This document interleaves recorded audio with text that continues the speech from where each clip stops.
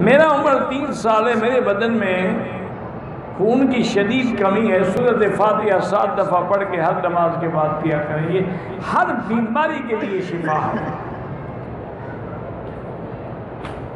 مکہ مکرمہ نوکری کرتا ہوں، میں اپنی والدہ کو وزٹ ویزے پر بلاتا ہوں۔ میرے والد فوت ہو گیا، والدہ اکیلی آتی ہیں، جب آتی ہیں پاکستان سے عمرے کی نیت کر کے آتی ہیں، ٹھیک ہے جدے سے آپ لے آتے ہیں، بوڑھی عورت ہے کوئی بات نہیں۔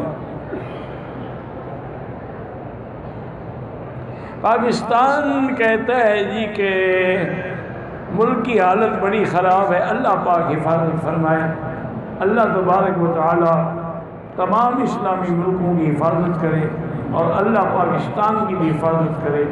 آج کل یہود اور ہنود دونوں مل کے آپ کے ملک کو برباد کرنا چاہتے ہیں، لیکن اللہ ان کے فتنوں سے محفوظ ہے۔ تصویروں کا کام نہ کریں۔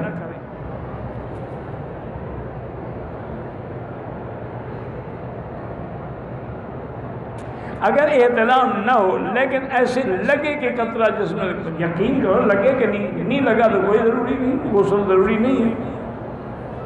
اگر قطرہ نکلا ہے تو پھر غسل ضروری ہے۔ کچھ لوگ نماز مغرب کے بعد عشاء پڑھ لیتے ہیں، یہ سفر کے اندر امام احمد بن حنبل رحمۃ اللہ علیہ، امام شافعی کے نزدیک جائز ہے۔ حنفی مسلک میں یہ ہے کہ اپنے اپنے وقت پہ نماز پڑھو۔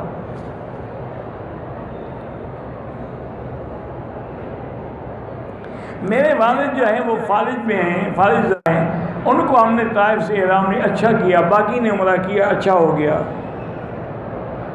سرکار دو عالم صلی اللہ علیہ وسلم ہمیشہ چادر مبارک استعمال کرتے تھے اور لمبا کرتا مبارک جو چھوٹی پنڈلی تک آتا تھا، سر پہ ٹوپی اور اس کے اوپر پگڑی مبارک۔